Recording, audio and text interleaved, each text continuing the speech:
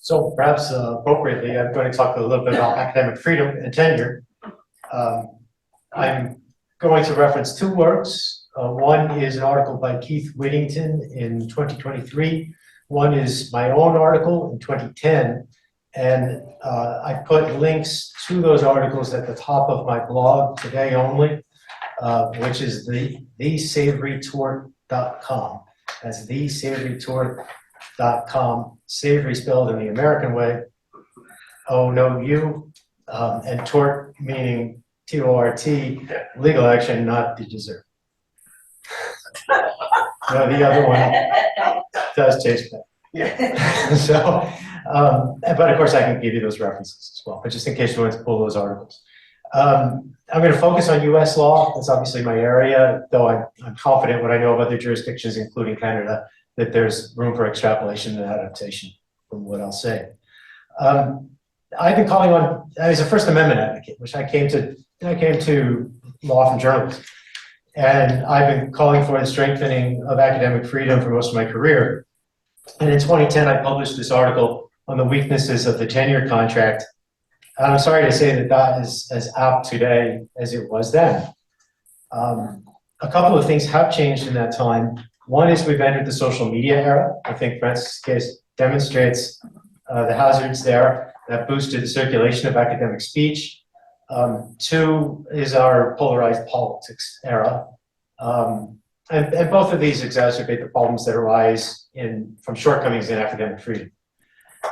My humble thesis is that I believe there is kind of a precise fit or intersection between the particular weaknesses of academic freedom and tenure and mobbing and the mechanism by which mobbing is accomplished. And so the two are complementing each other. And from that, one can derive the conclusion that being in favor of stronger academic freedom is essential in the response, as a part of the response to mobbing. So we've heard a lot in our conference about sort of the social science going around trying to identify, maybe predict, like who's a victim of mobbing? What are these characteristics? How does it come about? I can't answer that. I'm not really a social scientist anyway. I just play one in the classroom. But I see three overlapping profiles, which I term dissent, difference, and threat. Dissenters, of course, stand against the status quo, obviously drawing ire. Difference sort of defines one as an outlier, and we know that mobbing can be catalyzed by race, gender, other differences, socioeconomic. And a third threat, a mobbing victim, of course, posing a threat to others, maybe because being a whistleblower or a high achiever, therefore threatening to disturb the status quo of others. Now, curiously enough, from a legal perspective, civil rights protections, especially for academics, are supposed to fit these very three profiles.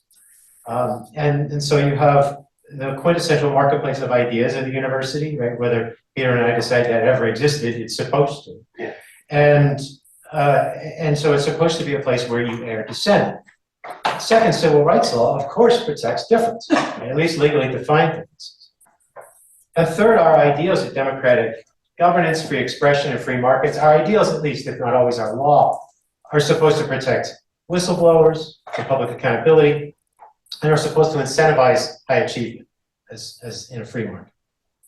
So let me talk about how the system breaks down in the academic environment.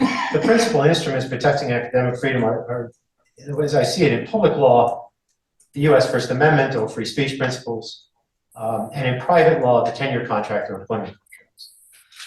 And unfortunately, both these mechanisms are problematically flawed. And in fact, as I say, flawed in a way precisely to aggregate law. The most compelling, this article that I found so compelling by Whittington in 2023 is about extramural speech. It's a term that's been around a long time. Whittington borrows it. This is speech outside the conventional confines of the classroom or academic publication, might be outside the university entirely. And so you can see the implications for social media. And if I let me turn it around and say a word about the US law of academic freedom. So the problem with academic freedom is its scope. First, as a constitutional matter, I wrote in 2010 that academic freedom has been mentioned time and again by the US Supreme Court throughout the 20th century, but it's never been corporealized into a doctrine. And that's still true today, 14 years later. So to even talk about academic freedom is more hypothesis than law, but let's work with that. If constitutional academic freedom exists, it manifests in the classical portrayal of the classroom teacher or the research publisher. And so it doesn't go beyond that, and therefore comes up inadequate to deal with the extramural speech. Whittington details the latest on the First Amendment law, US free speech law of employment. And the first limitation is the First Amendment, of course, has no application in the private sector, but let's momentarily pretend there's going to be a contract that mimics the First Amendment in the university private sector. And in the public workplace, the First Amendment calls for a balancing test that gives workers, such as professors, latitude to comment on matters of public concern, subject to the countervailing interests of the public university as an employer. Remember, this isn't a test designed for free speech area, it's just for employment.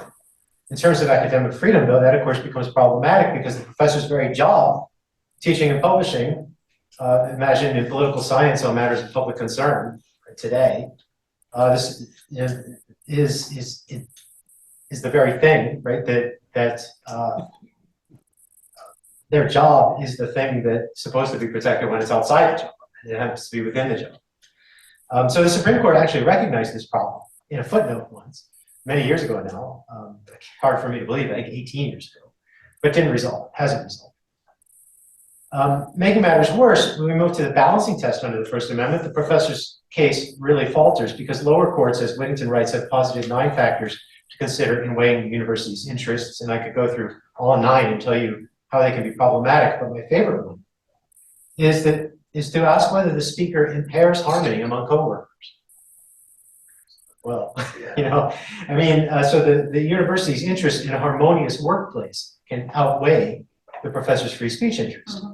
That's maybe a great test if you're running a widget factory, maybe not a university. Remember that, you know, the dissenter, the difference, and the threat. Well, of course, they all challenge harmony, or to borrow a word we had yesterday, I liked congeniality.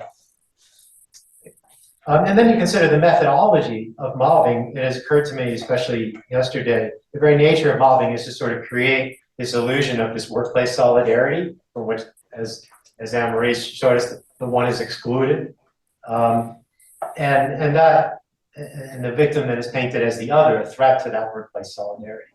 And the First Amendment test, unfortunately, plays right into the hands of the mobbers when that happens.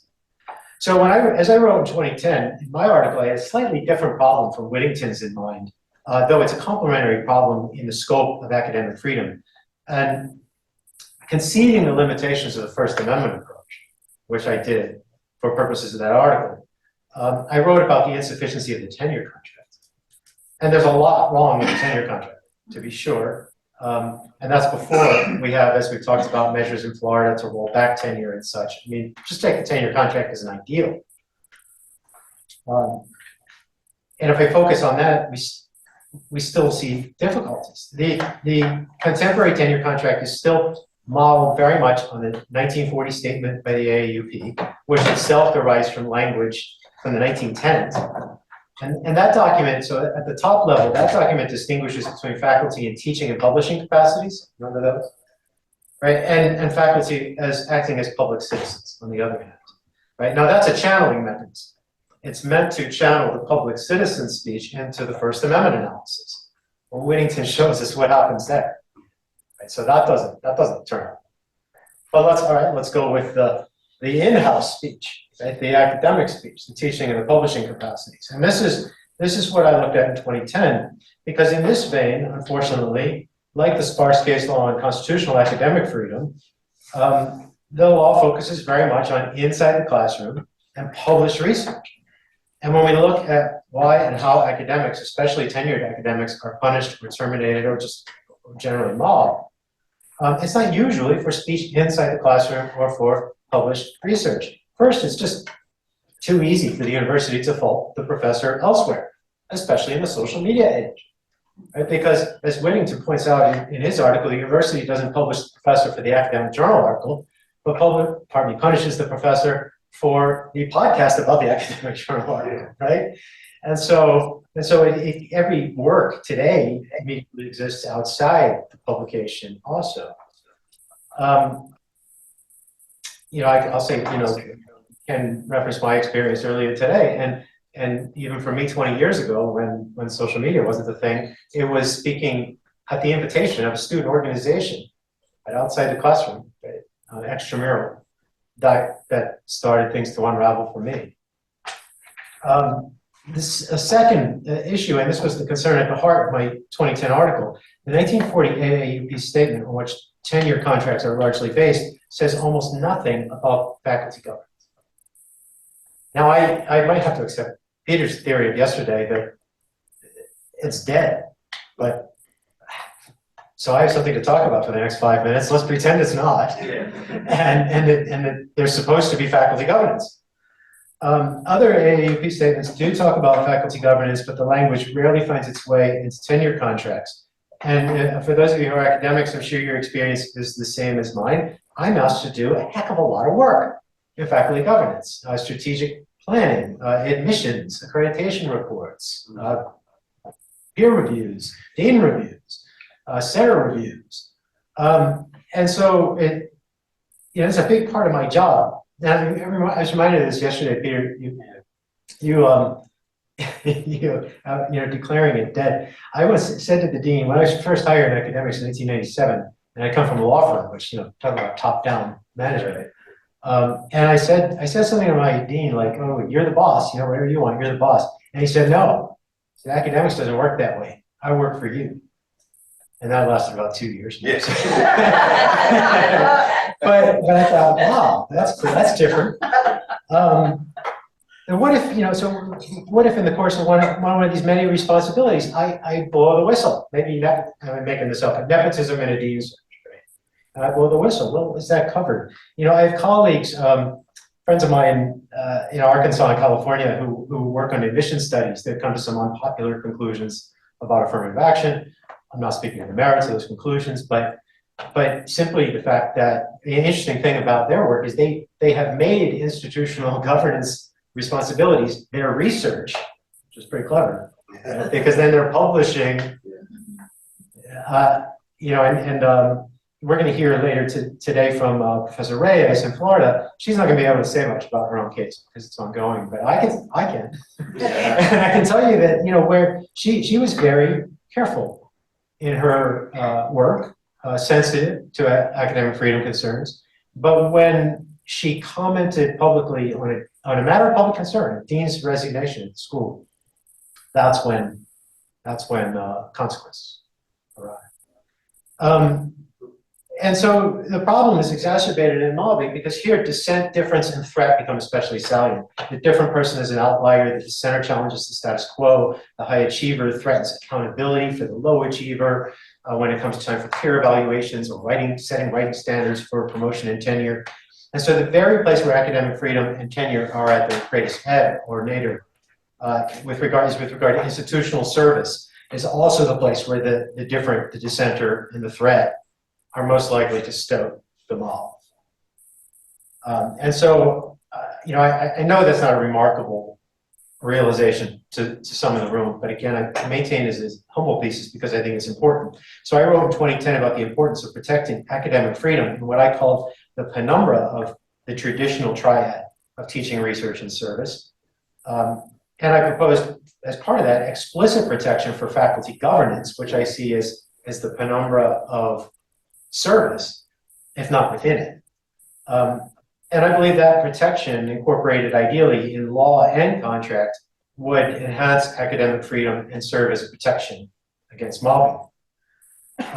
So again, to conclude, if we shore up both the freedom of extramural speech, as Whittington calls for, if we were to make improvements to penumbral academic freedom protection, explicitly including institutional service in the academic freedom contract, ideally by law, at least by contract, then I'm hopeful that would change, that could be a game changer for people who face the potential for mobbing, if not the actual risk and threat. I'm skeptical, of course, I'm skeptical that these things could change. I mean, it's been 14 years since that 2010 article. But as I've said before, within the context of our conference, if we don't start talking about it, it definitely won't. And so I hope that we have that conversation.